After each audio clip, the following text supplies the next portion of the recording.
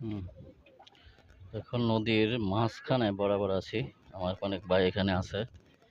ওরা ওরা ওখানে ওই পার থেকে এই পারে আসতেছে। তোমার বাড়ি কোথায়?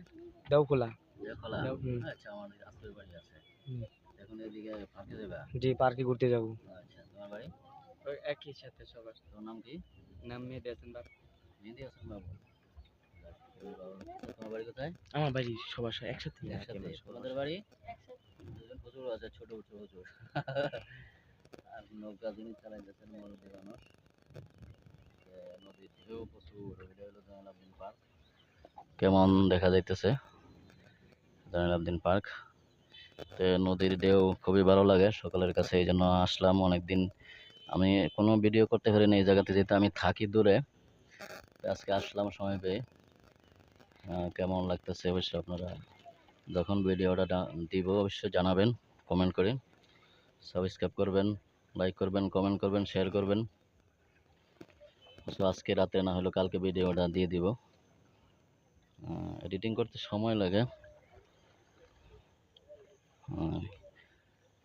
আসলে প্রথমে ভয় পাইছি কিভাবে যাব, অন্ত সাহস হয়ে গেছে।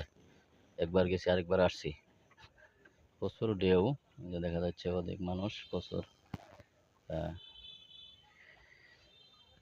তো অবশ্যই সকালে ভিডিওটা যখন লোড দিব অবশ্যই লাইক করবেন, কমেন্ট করবেন, শেয়ার করবেন। এবং যারা সাবস্ক্রাইব করেন না অবশ্যই সাবস্ক্রাইব করে দিবেন চ্যানেলটি, যেন যে কোনো ভিডিও ছাড়লে আপনারা দেখতে পান। চলে আসছি একবারে পাড়ে, ওই পাড় দেখা যাইতেছে। এখন নেমে যাইতে হবে। 10 টাকা ভাড়া, জনপ্রতি 10 টাকা এখন। চাচা, এটা কি সবসময় 10 টাকা থাকে না? সবসময় এখানে 10 টাকা নেয়।